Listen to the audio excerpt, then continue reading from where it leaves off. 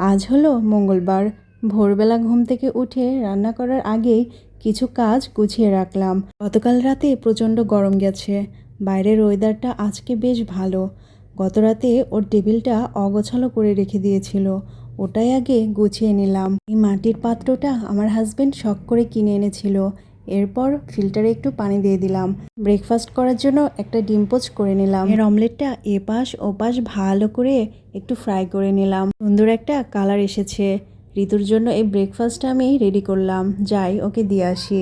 কিছুক্ষণ আগে ও নাস্তা করে অফিস চলে গিয়েছে। রান্নার আগে সব কিছু গুছিয়ে রাখলে রান্না করতে খুব একটা সময় অপচয় হয় না। গতকাল সন্ধ্যার দিকে বাসার নিচে গিয়ে এই টাটকা সবজিগুলো নিয়ে এসেছিলাম। বেগুনগুলো দিয়ে আজকে নদীর ছোট মাছ রান্না হবে।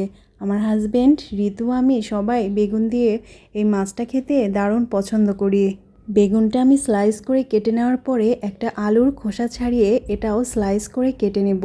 সবজিগুলো কাটা হয়ে যাবার পর এগুলো আমি ভালো করে পানি দিয়ে ধুয়ে পরিষ্কার করে নেব।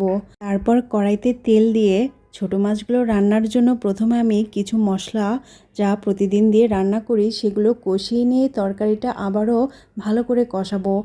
আর এগুলো হচ্ছে নদীর বাতাসি মাছ। মাছগুলো একদম ফ্রেশ টাটকা, আর এই মাছগুলো আমি আমার গ্রাম থেকে কিনে আনিয়েছি। এ পর্যায়ে চুলার জালটা মিডিয়ামে রাখতে হবে। তারপর এই মাছগুলো আমি পেঁয়াজের চচ্চড়ি করব। এটা খেতেও বেশ দারুণ লাগে।